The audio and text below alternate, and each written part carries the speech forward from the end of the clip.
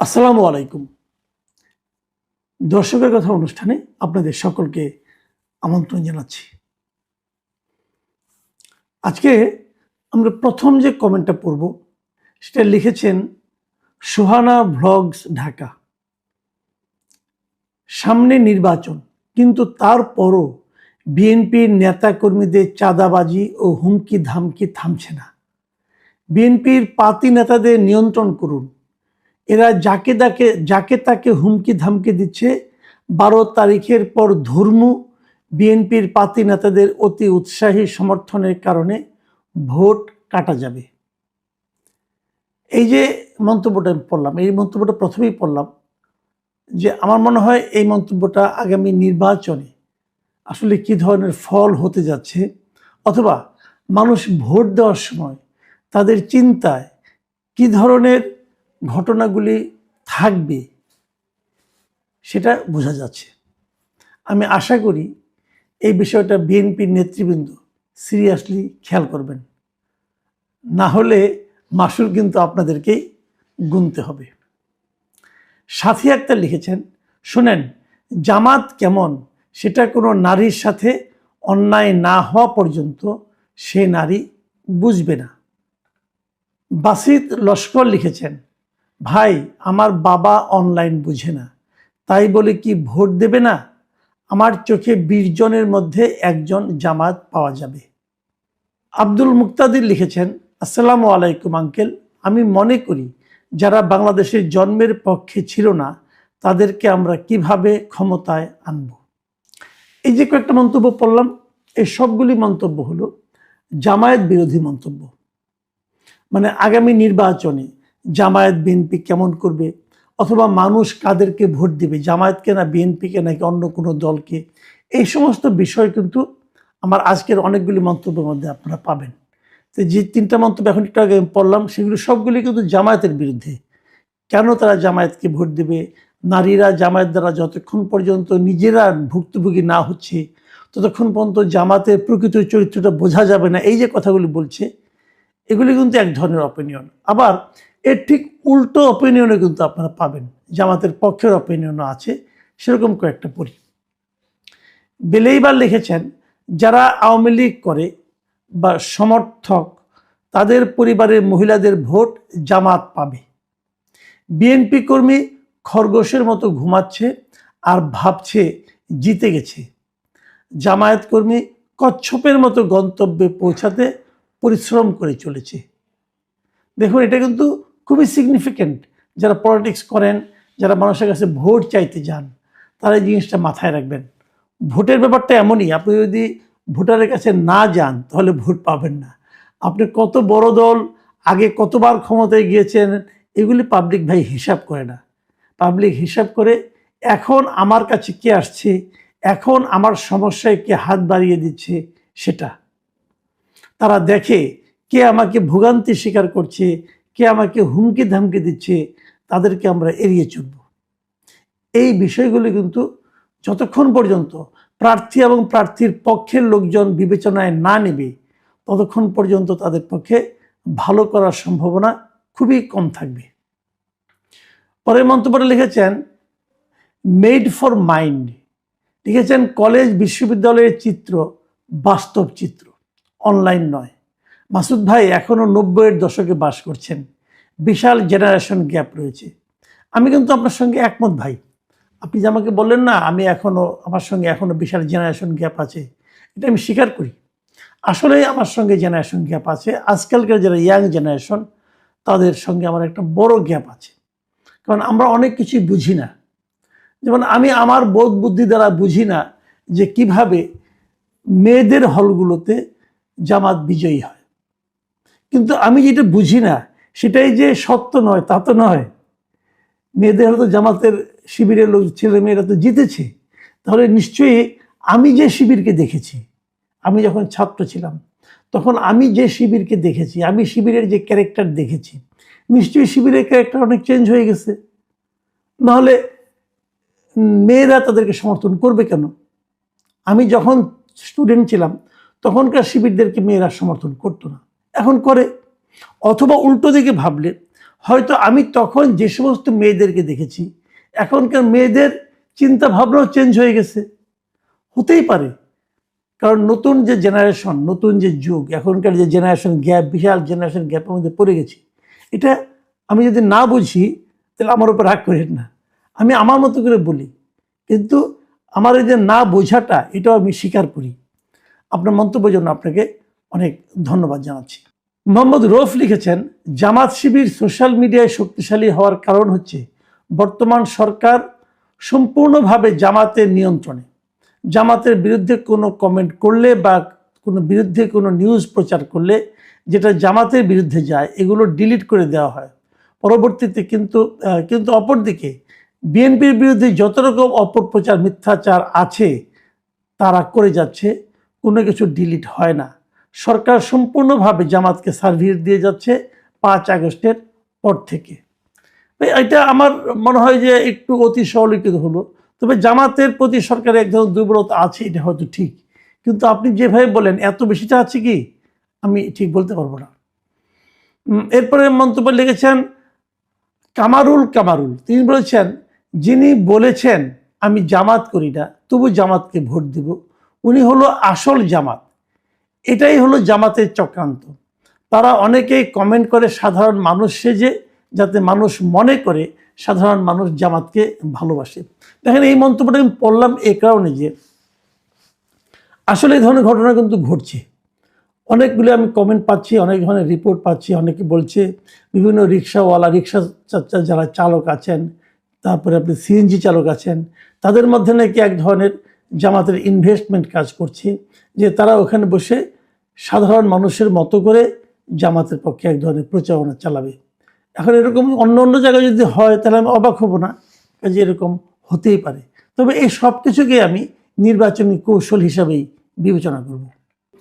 আব্দুল্লাহ মামুন লিখেছেন, 5টা বিশ্ববিদ্যালয়ের নির্বাচনের ফলাফল তো অনলাইনে হয় নাই, আর ভোটের পার্থক্য দেখেন।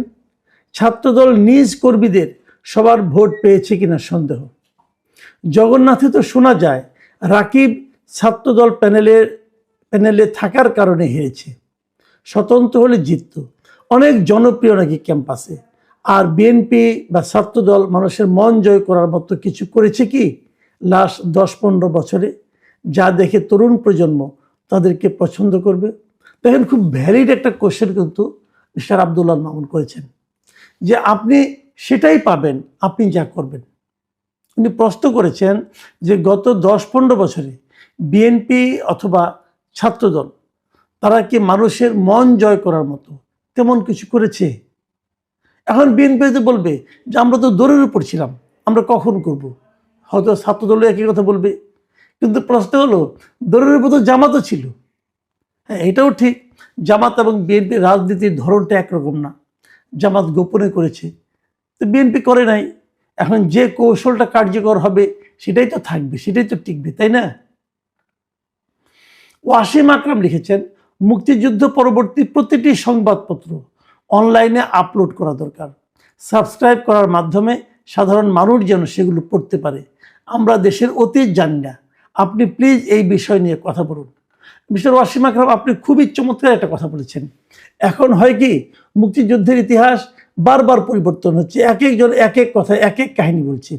আপনি যে কথাটা বলেন, আমি এটা আমার পরিচিত অনেককে বলবো, যদি তাদের সামর্থ্য থাকে তারা হয়তো বা চেষ্টা করবে যে মুক্তিযুদ্ধের পরবর্তী অন্ততপক্ষে 70 থেকে 80 পর্যন্ত এই সময়ের পত্রপত্রিকাগুলো যদি অনলাইনে তারা যদি দিয়ে দেয়, তাহলে হয়তো যারা দেখবে তারা সাবস্ক্রাইব করে দেখবে।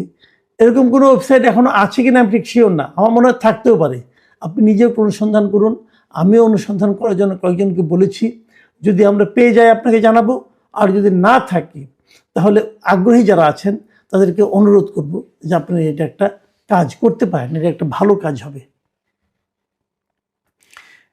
মন্তব্যটা লিখেছেন মোহাম্মদ আশরাফুল, তিনি লিখেছেন, মাসুদ কামাল ভাই, আমি সৌদি আরব প্রবাসী, আমি বা আপনি চিন্তাই করতে পারি না বাংলাদেশ জামায়াতে ইসলামী দল সৌদি আরব প্রবাসীর শাখা থেকে মিনিমাম 10 লক্ষ সৌদি রিয়াল মাসিক ইয়ানত হিসাবে এই দলটির কালেকশন হয়। এখন যদি হয় তাহলে আপনি কি করতে পারবো? লোকজন যদি ভালোবেসে কোনো একটা রাজনৈতিক দলকে অনুদান দেয়, যদি বিদেশ থেকে দেয়, আমি তো এতে কোনো আপত্তি দেখি না। কারণ এটা তো প্রবাসী, তারা তাদের কষ্টার্জিত আয় থেকে দিচ্ছে, দিতেই পারে। অন্য দলকে দেয় না কেন? অন্য দলের নাম তো ব্যবহৃত হয়। বিভিন্ন দেশে, আমেরিকা, ইংল্যান্ডে কিন্তু আওয়ামী লীগের, বিএনপি, জামাত, জাতীয় পার্টির শাখা দল আছে। যদিও এরকম শাখা দল থাকাটা আমাদের আরপিওতে নিষিদ্ধ, কিন্তু তারপর তারা রেখেছে। এবং আমাদের এই সমস্ত দলের যারা শীর্ষ নেতৃবৃন্দ, তারাও কিন্তু এই ধরনের শাখা থাকাটাকে এনকারেজ করে। তো তারা তাদেরকে অনুদান দেয় না কেন? এখন তারা দেয় না, জামাত ইসলাম দেয়, এটা নিয়ে তো কোনো ঝামেলা করার কিছু নাই। তারা দেয়, দিবে। আপনি যদি আপনার প্রিয় দলকে দেন, কেউ তো না করবে না। মিজান লিখেছে, ইসলামী শাসন তো তুর্কিতে আছে, সবাই শুধু আফগানিস্তান আর ইরানের কথা কেন বলে? হ্যাঁ, এটা কিন্তু খুব সুন্দর কথা বলেছেন। ইরানে এবং আফগানিস্তানে ইসলামী শাসন থাকার ফলে কি অবস্থা হয়, এই উদাহরণটা আমরা প্রায়ই শুনি, কিন্তু তুর্কির উদাহরণ শুনি না। তবে তুর্কিতে যে একদমই পুরো ইসলামী শাসন, তাও কিন্তু বলা যাবে না। তারপরেও এখানে আংশিক ইসলামী শাসন আছে। হয় কি, যার যেটা সুবিধা সে সেটা বলে। যারা ইসলামী শাসনের সমালোচনা করতে যায়, তারা খারাপ উদাহরণগুলি দেয়। যারা প্রশংসা করতে যায়, তারা ভালো উদাহরণ দিবে। যেমন আপনি ভালো উদাহরণটা দিলেন। কাজেই এরকম ভাই চলতেই থাকবে, এটাই দুনিয়ার নিয়ম, যার যার সুবিধা অনুযায়ী কথা বলা। ফ্রি বাংলাদেশ লিখেছেন, যারা মাসুদ কামাল ভাইকে আমার পক্ষ থেকে অসংখ্য ধন্যবাদ। আপনি সবসময় সত্য কথা বলেন, কারণ বাস্তবে কিন্তু জামাতের কোনো ভোট নেই। জামাতে ইসলামের লোকজন অনলাইনে তাদেরকে সক্রিয় থাকে, তারা বিএনপির বিরুদ্ধে যত রকম অপপ্রচারে লিপ্ত। ইনশাল্লাহ এই অপপ্রচারের জবাব আগামী 12 তারিখের নির্বাচনের মাধ্যমে জনগণ দিয়ে দিবে। তারপরে জামাতের রাজনীতি চিরতরে কবর রচিত হবে ইনশাল্লাহ। বিএনপির বিজয় সুনিশ্চিত। দেশনেত্রী বেগম খালেদা জিয়াকে যারা ভালোবাসে, তারা অবশ্যই ধানের শীষে ভোট দিবে। আর যারা বাংলাদেশের স্বাধীনতা, সার্বভৌমত্ব বিশ্বাস করে না, তারা এই বিশ্বাসঘাতক জামাত ইসলামকে ভোট দিবে। বোঝাই যাচ্ছে এটা বিএনপির কোনো একজন কট্টর সমর্থক অথবা কর্মী লিখেছেন। ভাই, একটা কথা আমি বলি, এই যে আপনি বলেছেন না যে 12 তারিখে জনগণ রায় দিয়ে দিবে, হ্যাঁ দিবে। জনগণ কি রায় দেয় দেখেন আগে। আর তারপর দ্বিতীয় কথাটা হলো, আপনি ধরেই নিয়েছেন বিএনপি জিতবে, জিতুক, কোনো সমস্যা নেই। তারপরে জামাতের রাজনীতি চিরতরে কবর দিতে চাচ্ছেন, যে এইটা বলেন না। এইটা বলেন না এই কারণে যে কোনো রাজনীতিকে কবর দেওয়ার দায়িত্ব কিন্তু আরেকটা দলের, এরকম ভাবে নয়। নির্বাচনে জিতলে আপনি অন্যদের রাজনীতিকে কবর দিয়ে দিবেন, এটা তো ঠিক হবে না। তার রাজনীতি তাকে করতে দেন, আপনার রাজনীতি আপনি করেন। জনগণ ঠিক করবে কোনটা ঠিক, কোনটা বেঠিক। আমি নিজে আগেও বলেছি, এখনো বলি, আমি কিন্তু কোনো রাজনৈতিক দলকে নিষিদ্ধ করার পক্ষে না। এই যে আওয়ামী লীগকে স্থগিত করা হয়েছে, আমি এটা পছন্দ করি না ভাই। আমি কোনো রাজনৈতিক দলকে নিষিদ্ধ করার পক্ষে না। নিষিদ্ধ করবে জনগণ। জনগণ যদি কোনো দলকে প্রত্যাখ্যান করে, ফিরিয়ে দেয়, তাকে গ্রহণ না করে, সেটাই হবে সেই রাজনৈতিক দলের নিষিদ্ধ করার ক্ষেত্রে সবচেয়ে কঠিন কাজ।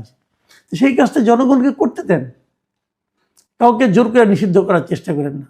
আরাফাতুর রহমান লিখেছেন, মাসুদ কামাল ভাই, আমরা কুয়েত থেকে ভোট দিচ্ছি, প্রতিটা খাম বাংলাদেশে 200 টাকা করে নিচ্ছে। সরকার এইটা কেমন উদ্যোগ নিল যে আমাদের টাকা দিয়ে ভোট দিতে হচ্ছে, তারপর কালকে পরশু বলবে পোস্টাল ভোট হবে না।